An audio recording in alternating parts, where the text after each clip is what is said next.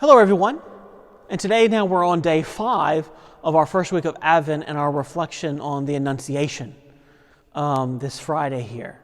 And I hope you've been enjoying our reflection too, and we'll continue that through the next few weeks with other passages. But today I want to continue with the Annunciation to kind of finish it off with the last few verses here.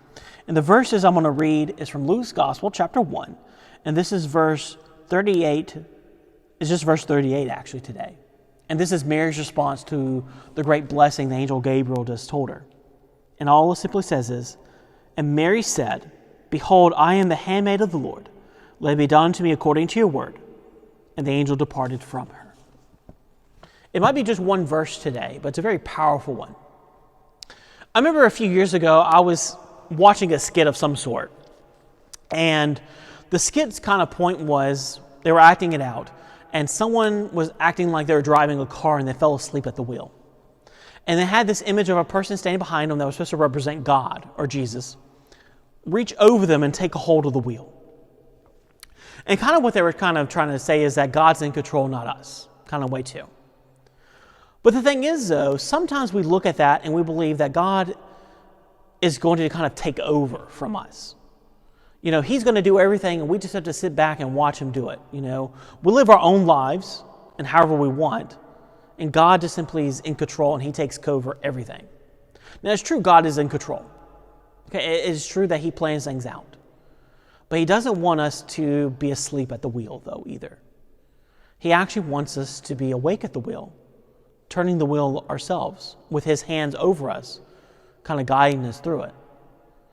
And that's kind of the beauty that we see here with Mary here as well.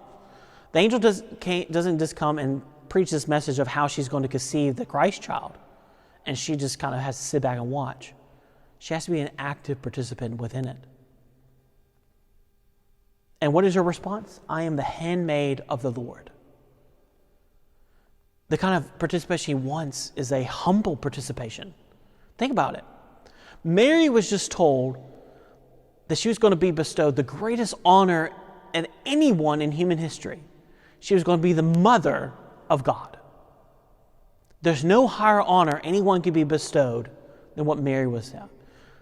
God was actually going to dwell within herself, her very womb. And her response to that great honor was, I am your handmaid. I am your servant. I am your lowly servant. I'm here to serve you, Lord. You know, isn't that amazing? Like when we get honors, a lot of times we take a lot of pride in it. And you know, we should be encouraged by great honors too. But maybe our response should also be in humility and saying, I am your servant. So today there's 2 questions I want to present for our reflection. And the first one is, how are we actively being involved with how God is involved in our lives? You know, we don't need to be asleep at the wheel. How are we participating? Simply put. And the other question is this: how are we serving God?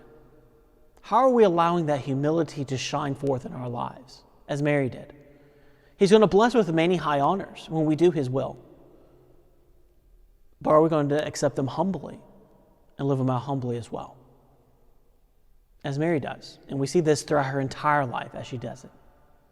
So as we continue our reflections in the Advent season, reflect on that humility. For it's a reflection of what Christ does, first of all. God became man. God humbled himself to become one of us. We ought to humble ourselves before the Lord to be his servant in our world around us.